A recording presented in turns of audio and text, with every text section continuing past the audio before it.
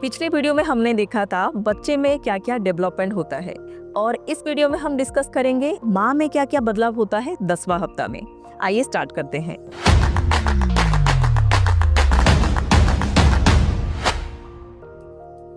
Pregnancy hormone बढ़ता ही जा रहा है, प्रोजेस्टेरोन का मात्रा बहुत ज़्यादा बढ़ चुका है और उसी हिसाब से आपका कॉन्स्टिपेशन भी बढ़ता ही जा रहा है। तो कॉन्स्टिपेशन हो रहा है तो घबराइए मत।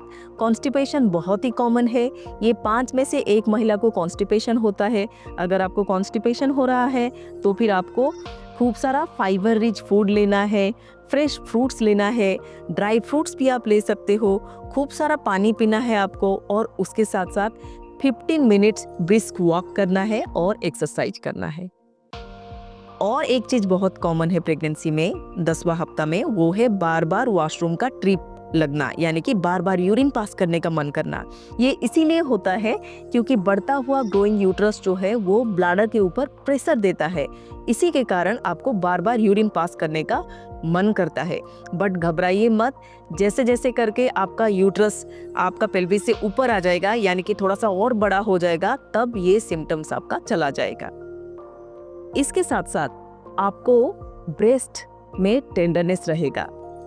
ब्रेस्ट में टेंडरनेस भी रहता है प्रेगनेंसी हार्मोन के वजह से, और इसके साथ साथ आपका जो ब्रेस्ट चेंजेस होंगे उसमें निप्पल जो है वो इरेक्ट हो जाएगा। एरियोला जो है निप्पल के सराउंड जो डार्क एरिया होता है वो और भी डार्क हो जाएगा। ब्रेस्ट चेंजेस के साथ साथ कुछ कुछ स्किन में भी चेंजेस होते हैं। कभी कभार प्रेगनेंसी में डार्क पिगमेंटेशन हो सकते हैं, बट इसमें घबराना नहीं है। प्रेगनेंसी चला जाता है तो ये डार्क पिगमेंटेशन सारे के सारे चला जाता है।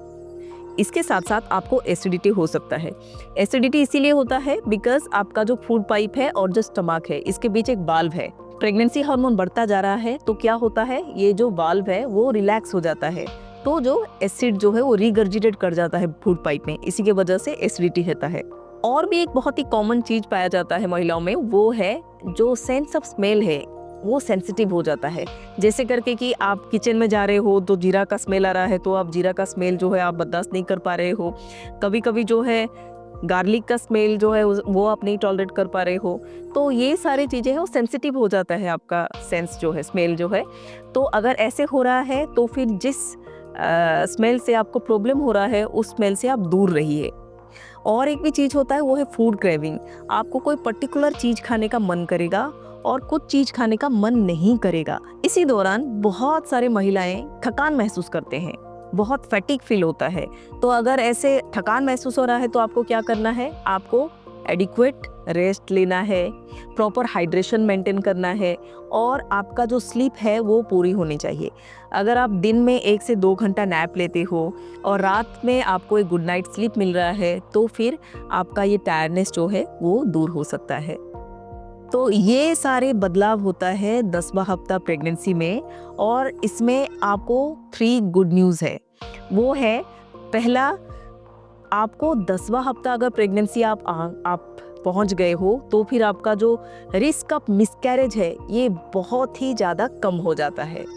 10वां हफ्ता प्रेगनेंसी में आपका जो जी मिचलना, नोजिया, वॉमिटिंग हो रहा है ये एक्सेसिव हो रहा है, ये और 1-2 हफ्ता के बाद आपका कम हो जाएगा, क्योंकि फर्स्ट ट्राइमेस्टर कम होते ही नोजिया वॉमिटिंग तुरंत ही कम हो जाता है। गुड न्यूज़ 3, 10वां हफ्ता प्रेगनेंसी में बिकॉज रिस्क ऑफ मिसकैरेज बिल्कुल कम हो चुका है तो यू कैन हैव सेक्स।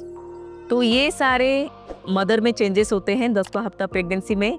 ये वीडियो को आप जितने सारे आपके प्रेग्नेंट फ्रेंड्स हैं, जो लोग ट्राई कर रहे हैं प्रेगनेंसी के लिए, जो लोग प्रेगनेंसी रिलेटेड इन्फॉर्मेशन जानना चाहते हैं, उनको आप शेयर कीजिए। और अगर आप इस चैनल में न्यू हो तो फिर ये चैनल को सब्सक्राइब कीजिए।